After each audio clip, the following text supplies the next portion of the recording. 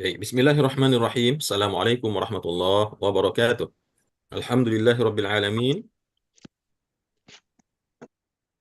Wassalatu wassalamu ala asyrafil anbiya'i wal mursalin wa ala alihi wa ashabihi wa man ittaba'a hudahu ila yaumiddin. Amma ba'da, Bapak-bapak dan ibu-ibu, ikhwan serta akhwat, saudara-saudari sekalian, peserta tadabbur Al-Qur'an yang dimuliakan oleh Allah Subhanahu wa taala. Kembali kita bersyukur pada Allah Subhanahu wa taala yang pagi hari ini kembali melimpahkan kepada kita taufiknya melalui kudrah dan inayahnya, kembali kita hadir bersama-sama dalam majlis tadabbur Al-Quran yang penuh dengan keberkahan ini. Salawat dan salam kita doakan semoga senantiasa Allah berikan, Allah curahkan kepada uswah dan qudwah kita, suri tauladan kita Nabi Muhammad sallallahu alaihi wasallam, dan juga kepada seluruh keluarga beliau, keturunan beliau, kepada seluruh para sahabat radhiyallahu anhum ajma'in, dan juga kepada kita semua serta umatnya ila yaumil qiyamah. Amin ya rabbal alamin. Baik Bapak dan Ibu, pagi ini kembali kita berjumpa dalam Majelis Tadabbur Al-Quran atau Forum Tadabbur Al-Quran. Pagi ini insya Allah kita akan melanjutkan Tadabbur Surah At-Taubah dari ayat 27 sampai ayat 31. Namun sebelumnya kita lihat kembali satu atau dua ayat sebelumnya. Di akhir Tadabbur kita kemarin ya, kita membahas Surah At-Taubah ayat 26 atau ayat 25, ayat 25 sebelumnya kita melihat bahwasanya Allah mengatakan laqad nasarakumullahu fi mawatin katsirah wa yauma Hunain. Allah telah menolong nabinya dan para pengikutnya, para sahabatnya di medan peperangan yang sangat banyak sebelumnya ya, dan khususnya di perang Hunain. Di mana Allah jelaskan di perang Hunain ini terjadi idz a'jabatkum kathratukum, pada saat itu orang-orang muslimin ya, pasukan Islam merasa jumawa ya, merasa ghurur atau merasa takabur dengan banyaknya jumlah mereka ya, sampai-sampai ada yang mengatakan hari ini tidak akan ada yang bisa mengalahkan kita. Maka Allah mengatakan falam tughni ankum syai'a wa dhaqat alaikumul ardu bima rahubat. Tapi faktanya ketika mereka menuju lembah Hunain, justru mereka disergap oleh orang-orang kafir dari Bani Hawazin dan Bani Thaqif ya, yang telah mempersiapkan pasukan mereka lebih dahulu dengan strategi yang cukup dahsyat, sehingga mereka bisa menyergap pasukan Nabi Muhammad dan membuat pasukan Nabi Muhammad kocar-kacir dan banyak yang lari tunggang langgang. Sampai akhirnya kedudukan situasi peperangan bisa dibalikkan oleh Rasulullah SAW bersama Ali bin Abi Thalib radhiyallahu anhu dan paman beliau Al-Abbas radhiyallahu anhu, yang menyeru ya orang-orang yang telah berbaiat di bawah pohon hurrah atau pohon yang tempat dilakukan perjanjian Hudaibiyah, dan juga disuruh orang-orang Ansar yang memang jumlah mereka adalah mayoritas sekitar 10.000 orang.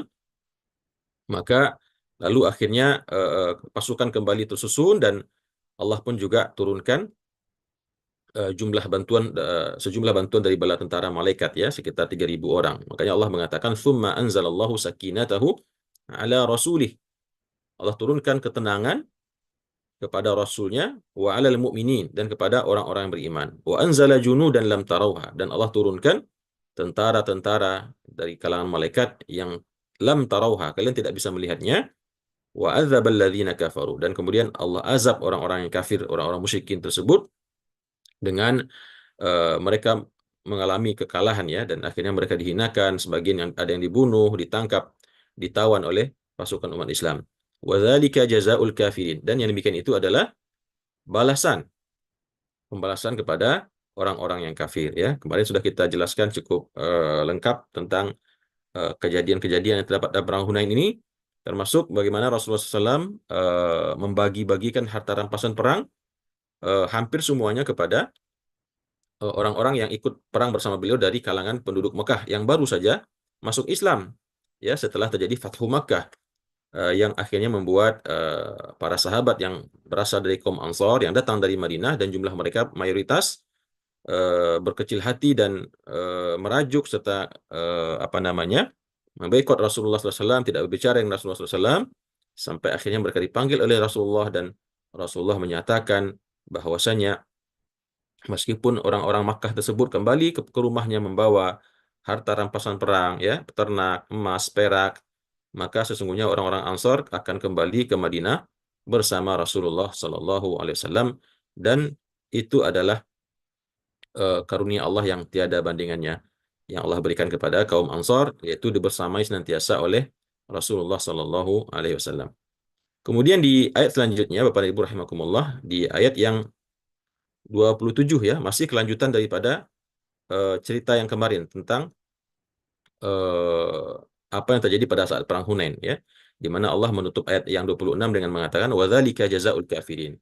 Dan yang demikian itu adalah balasan bagi orang-orang yang kafir. Kemudian Allah katakan summa yatubullahu min ba'di dzalik. Kemudian Allah memberikan taubat ya. Allah memberikan taubat atau menerima taubat setelah yang demikian. Setelah Allah hinakan orang-orang musyrikin, kafirin tersebut dengan kekalahan, ada sebagian yang dibunuh, ada sebagian yang ditangkap. Kemudian Allah mengatakan summa yatubullahu min ba'di dzalik. Kemudian Allah menerima taubat, memberikan taubat setelah yang demikian ya, ala may yasha, kepada orang-orang yang Dia kehendaki. Wallahu ghafurur rahim, dan Allah Maha Pengampun lagi Maha Penyayang. Artinya tentunya banyak di antara orang-orang musyrikin tersebut setelah menerima kekalahan dan mereka berada di bawah naungan kekuasaan Nabi Muhammad SAW dan para sahabat, akhirnya banyak yang menerima Islam, masuk ke dalam Islam, dan kepada mereka tentu berlaku ya taubat ini ya. Mereka diterima taubatnya oleh Allah Subhanahu wa taala, dan akhirnya mereka menjadi bagian daripada kaum muslimin yang tidak ada bedanya sama sekali. Meskipun mereka baru saja beriman, tetapi keimanan tersebut membuat mereka duduk sejajar atau berdiri sama tinggi, duduk sama rendah dengan orang-orang muslimin yang telah lebih dahuluan masuk Islam. Begitulah keistimewaan agama Islam. Dengan semata-mata seseorang yang tadinya kafir, musyrik, atau mungkin ahli maksiat, dan kemudian dia taubat kepada Allah, maka Allah pun menerima taubatnya dan membukakan kepadanya pintu keridhoannya, dan membukakan kepadanya pintu atau peluang untuk masuk ke dalam surganya sebagaimana orang-orang yang telah terdahulu. Kemudian Bapak dan Ibu rahimakumullah, di ayat yang selanjutnya Allah mengatakan ya ayyuhalladzina amanu, wahai orang-orang yang beriman, sih dalam konteks uh, bagaimana arahan Allah kepada Nabi Muhammad dan para sahabat bersikap ya kepada orang-orang musyrikin yang ada di Mekah atau di sekitarnya yang mungkin masih ada yang belum beriman ya. Ya ayyuhalladzina amanu, wahai orang-orang yang telah beriman, innamal musyrikuna najasun. Sesungguhnya orang-orang musyrik itu najis ya. Jadi di sini Allah mengatakan orang-orang musyrik itu najis. Kalau musyrik berarti orang-orang yang mempersekutukan Allah ya. Dalam hal ini berbeda tentu dengan ahlul kitab. Ya, ahlul kitab meskipun ada juga yang mengatakan mereka juga musyrik ya. Orang-orang ahlul kitab, katakanlah Nasrani, itu kan juga musyrik, mereka mempersekutukan Allah. Namun secara umum di sini maksudnya adalah orang-orang yang non muslim ya. Orang-orang non muslim, karena hampir semua agama-agama yang di luar Islam itu adalah juga mempersekutukan Allah ya. Mereka menduakan Allah, mentigakan Allah, dan lain sebagainya. Maka kata Allah sesungguhnya mereka itu adalah najis. Nah, para ulama ada perbedaan pendapat dalam hal najis ini. Maka sebagian ahlu ta'wil, ahlu tafsir mengatakan najis di sini disebabkan karena mereka tidak pernah mandi wajib ya. Ketika mereka mengalami junub, mereka tidak pernah mandi wajib ya, baik laki-laki maupun perempuan. Maka mereka dipandang sebagai najis ya. Meskipun untuk umat Islam, meskipun dalam keadaan berjunub, maka dia tidaklah najis ya. Tidaklah membuat wudu kita batal ketika kita bersentuhan dengan seseorang ya, yang muhrim misalkan, yang ketika dia sedang dalam hadas besar, dalam keadaan junub misalnya, maka tidaklah membatalkan wudu kita dan tidak membuat kita harus berwudu kembali. Nah, terkait dengan orang musyrik, maka ada pendapat fikih yang mengatakan kalau habis bersalaman atau bersentuhan dengan orang musyrik ya, orang kafir, maka untuk membatalkan wudu begitu, sehingga harus mengulangi wudunya kembali. Itu salah satu pendapat ya, dan pendapat lain yang mengatakan tidak demikian. Itu kalau seandainya yang dimaksud najis itu adalah fisiknya ya. Tapi ada juga yang mengatakan najis di sini adalah ruhnya atau jiwanya, karena mereka tidak beriman kepada Allah Subhanahu wa taala atau ingkar dan kufur kepada Allah Subhanahu wa taala. Nah, karena mereka dalam pandangan Allah adalah najis, maka fala yaqrabul Masjidil Haram. Maka janganlah mereka hari ini mendekati Masjidil Haram ba'da amihim hadza, setelah tahun ini. Jadi setelah tahun dilaksanakannya ibadah haji oleh Khalifah Abu Bakar Siddiq dan Sayyidina Ali bin Abi Thalib, yang di tahun ke-9 diperintahkan oleh Rasulullah SAW untuk memimpin kafilah dari Madinah ke Makkah untuk menunaikan ibadah haji, ya. Itu haji yang ditunaikan setelah penaklukan kota Mekah.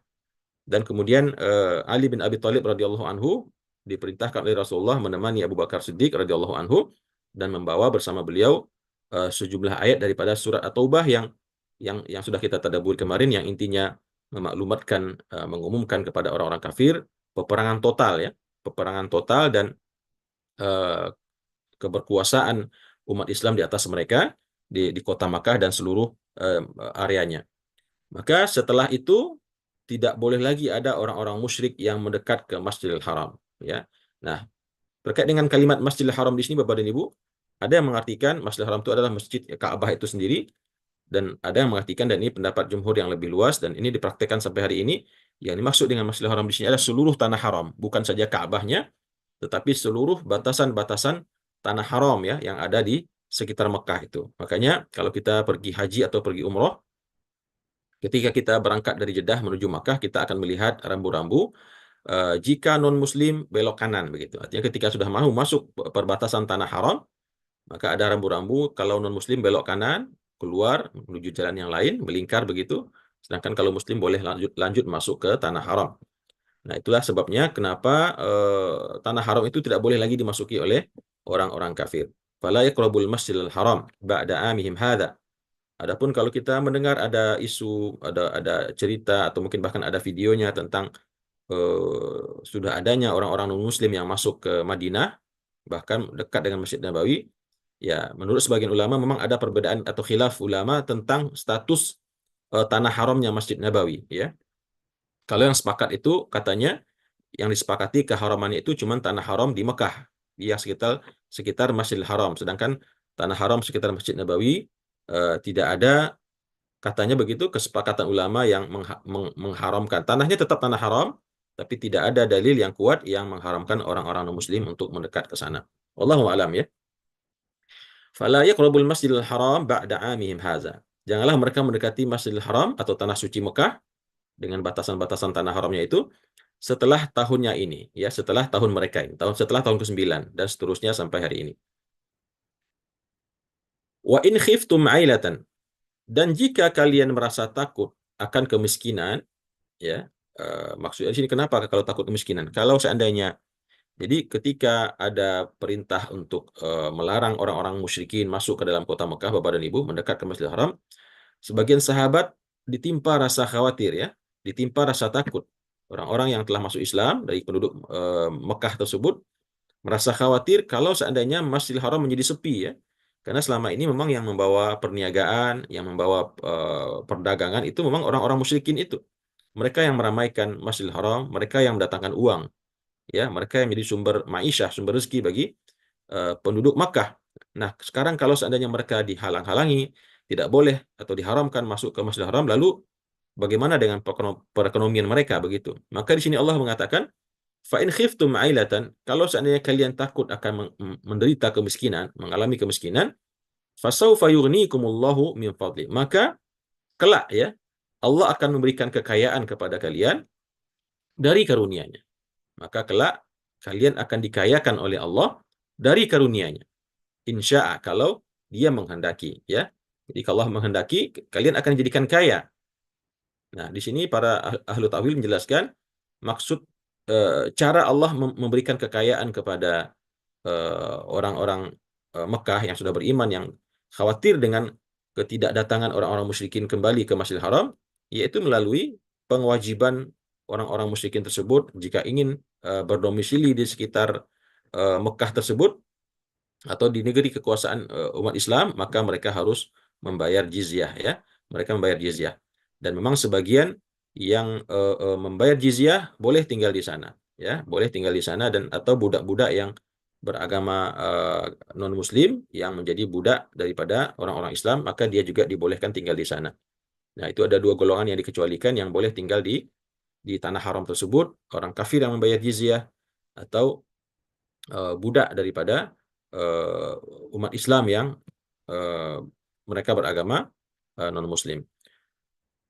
Dan tentunya juga janji Allah ini Allah buktikan ya sampai hari ini ya, bukan saja dari jizyah atau pajak atau upeti tersebut, ya pajak ya, bahkan juga dari kunjungan umat Islam sedunia.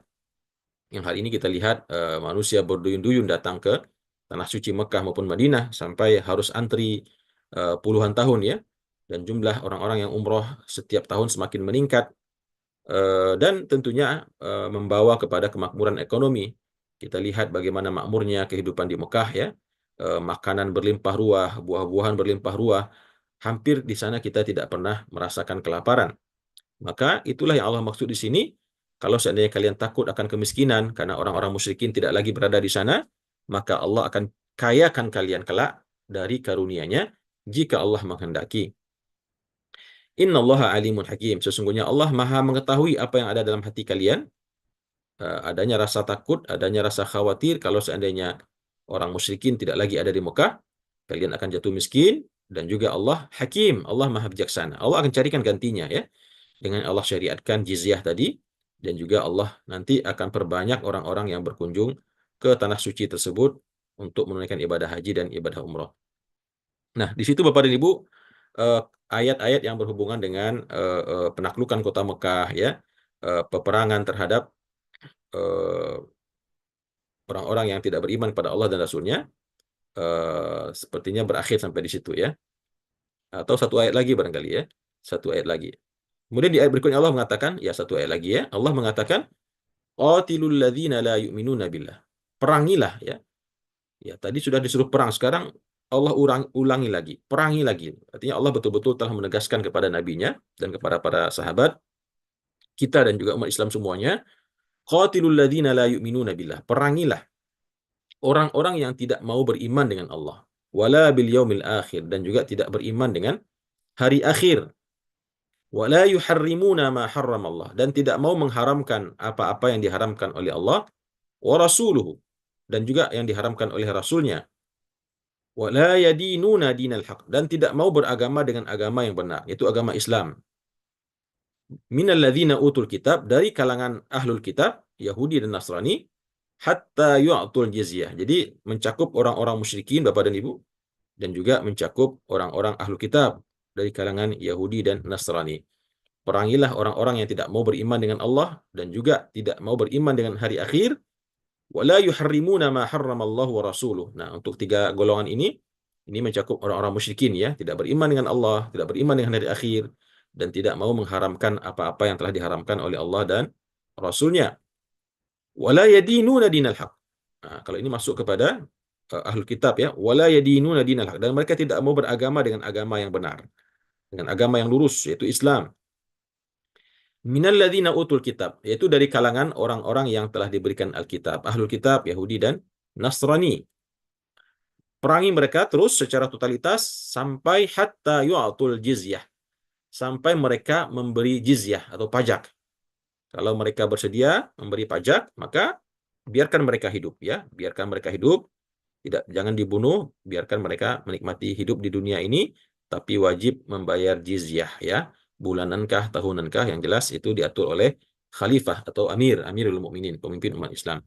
Hatta yu'atul jizyah an yadin, sampai mereka membayar pajak dari tangan mereka. Artinya mereka datang kepada pemimpin umat Islam, kepada otoritas yang mengatur jizyah ini, menyerahkan dengan tangan mereka. Jadi bukan main transfer saja ya. Jadi harus menyerahkan dengan tangan, artinya wahum saghirun, dan mereka ketika menyerahkan dengan tangan tersebut, mereka dalam keadaan kecil, dalam keadaan hina ya. Ya, mereka dalam keadaan hina karena harus datang menyerahkan pajak atau jizyah dengan menggunakan tangan mereka sendiri, ya karena mereka tidak mau beriman kepada agama Islam. Nah, Bapak dan Ibu rahimakumullah, sampai di sini tadi saya sampaikan ayat-ayat yang membahas tentang eh, peristiwa eh, yang berhubungan dengan penumpasan orang-orang musyrikin yang ada di Mekah dan perintah Allah untuk memerangi orang-orang musyrik secara totalitas. Begitu juga ahlul kitab ya. Nah, di ayat selanjutnya mungkin pindah tema ya. Di sini Allah menegaskan waqalatil yahudu, ya, waqalatil yahudu. Kalau tadi fokus kepada orang-orang musyrikin yang ada di Mekah yang menodai Masjidil Haram dan mengaku atau mendakwakan mereka adalah takmirnya atau badan takmirnya Masjidil Haram, maka sekarang kita masuk kepada ayat yang menegaskan atau menyatakan tentang perangai atau perbuatan orang-orang Yahudi ya. Wa qalatil yahudu. Orang-orang Yahudi berkata, Uzair ibnullah. Uzair itu adalah anaknya Allah ya. Nah, Bapak dan Ibu barangkali sedikit perlu kita sampaikan tentang siapa Uzair ini ya. Uzair Uzair ibnullah. Mereka mengatakan Uzair itu adalah anaknya Allah. Ya, sebentar saya. Nah, kita sedikit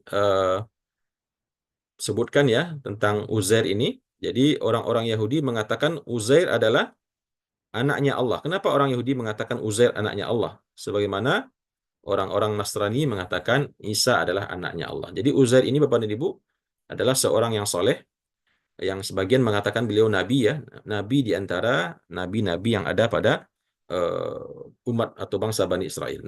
Namanya adalah Uzair ya. Ada yang mengatakan iya, nama bapak beliau ada yang mengatakan Jarwah, ada yang mengatakan Surik, ada yang mengatakan Saraya atau Saruh.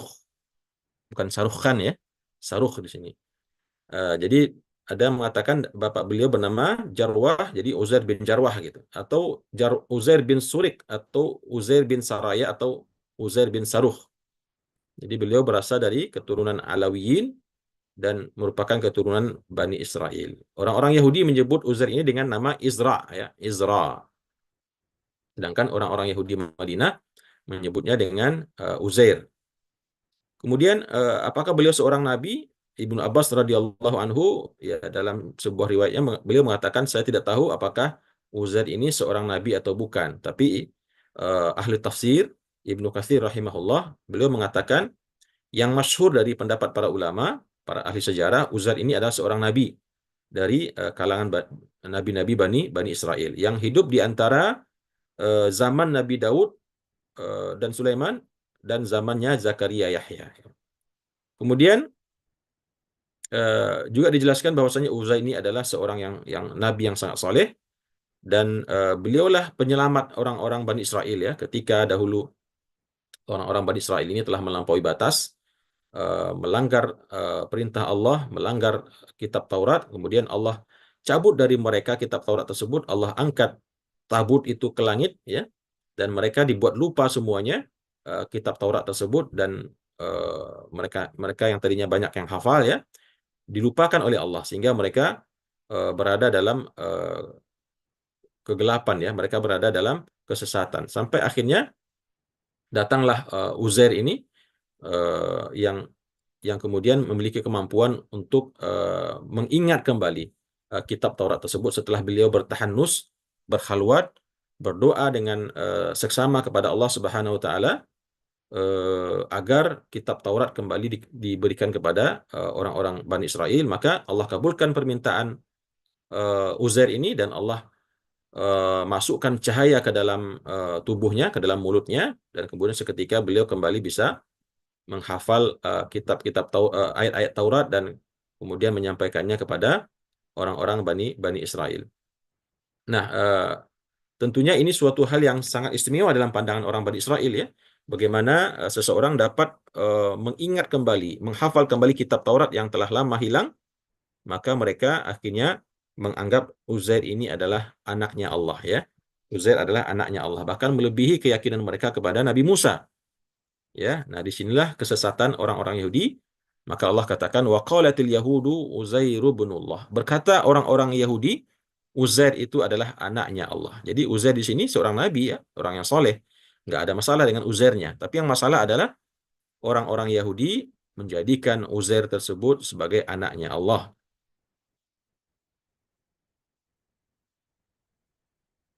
Ya, kemudian di ayat selanjutnya Allah mengatakan waqalatin nasara, adapun orang-orang Nasrani, ya, orang-orang Kristen atau Katolik, ya Nasrani lah kita menyebutnya, ya. Waqalatin nasara al-Masih ibnullah. Al-Masih di sini adalah Isa al-Masih, ya. Nabi Isa al-Masih itu adalah anaknya Allah. Itu perkataan dua agama ini terhadap dua nabi mereka. Mereka mengatakan nabi mereka adalah anaknya Allah. Dzalika qauluhum bi afwahim. Kata Allah, dzalika qauluhum bi afwahim. Yang demikian itu adalah ucapan mereka dengan mulut mereka. Artinya itu omong kosongnya mereka. Ya, itu omong kosongnya mereka semua. Dzalika qauluhum bi afwahim. Yang demikian itu adalah ucapan mereka dengan mulut-mulut mereka. Yudahiuna qaulal ladzina kafaru. Yang mereka itu mengucapkannya meniru, ya. Meniru atau menyamai perkataan orang-orang yang telah kafir min qablu, sebelum mereka. Jadi di sini tentu yang dimaksud adalah orang-orang ahlul kitab di zaman Rasulullah Shallallahu Alaihi Wasallam, dari kalangan Yahudi maupun Nasrani, ya. Kata Allah, yang mereka katakan tersebut, yaitu mengatakan Uzair adalah anak Allah, Al-Masih adalah anak Allah, itu adalah perkataan mereka dengan mulut mereka sendiri, yang sebetulnya mereka hanya meniru, ya, atau meniru perkataan orang-orang yang telah kafir sebelum mereka. Lalu kata Allah, qatalahumullah, ya. Qatalahumullah ini adalah laknat, ya. Qatalahumullah, Allah membunuh mereka, Allah memerangi mereka, Allah membinasakan mereka. Ya. Anna yufakun, maka bagaimana mereka bisa berpaling? Bagaimana mereka bisa menyelamatkan diri ketika Allah sudah memaklumatkan, memproklamirkan perang kepada mereka. Qatalahumullah atau la'anahumullah, anna yufakun. Lalu bagaimana mereka bisa berpaling daripada peperangan Allah tersebut? Kemudian di ayat selanjutnya Allah menjelaskan ittakhadhu ahbarahum. Ya, kenapa orang-orang Yahudi, orang-orang Nasrani ini dilaknat oleh Allah dengan Allah mengatakan qatalahumullah? Ittakhadhu ahbarahum. Mereka telah mengambil ulama-ulama mereka dan rahib-rahib mereka. Jadi ada ahbar, ada ruhban.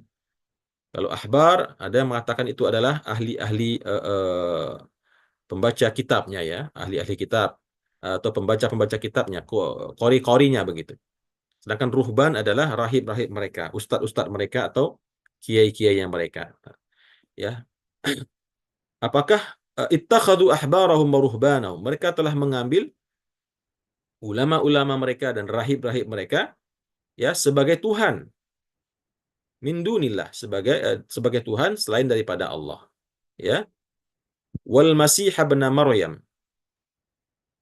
Dan begitu juga mereka telah mengambil Al-Masih ibn Maryam, Nabi Isa itu sebagai Tuhan mereka. Oleh karena itulah mereka dikecam dan dilaknat oleh Allah karena mereka menjadikan nabi-nabi mereka itu sebagai Tuhan mereka, ya. Artinya mereka mengatakan uh, uh, uh, mereka meminta atau mereka menjadikan rahib mereka tersebut atau ulama mereka tersebut untuk menghalalkan apa yang diharamkan dan mengharamkan apa yang dihalalkan dan seterusnya, dan mereka mensucikan mereka, menyembah mereka sebagaimana mereka juga memperlakukan hal yang sama dengan Nabi Isa alaihissalam. Ittakhadhu ahbarahum wa ruhbanahum arbaba. Mereka menjadikan ulama-ulama mereka, rahib-rahib mereka sebagai Tuhan, ya.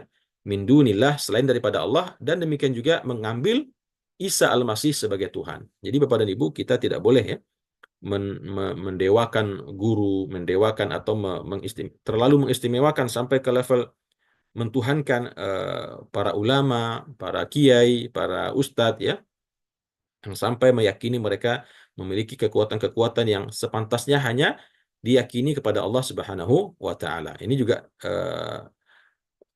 juga mungkin sebagian terdapat dalam agama Islam, ya, orang-orang yang terlalu mengkultuskan pemuka-pemuka agama, kiai kah namanya, wali kah namanya, ustadz, buya dan lain sebagainya. Maka ini tentu tidak boleh, karena Allah telah mengecam hal yang demikian yang dilakukan oleh orang-orang Yahudi dan orang-orang Nasrani yang menjadikan guru-guru mereka, ulama-ulama mereka, rahib-rahib mereka, sebagai Tuhan, ya, selain daripada Allah Subhanahu wa taala.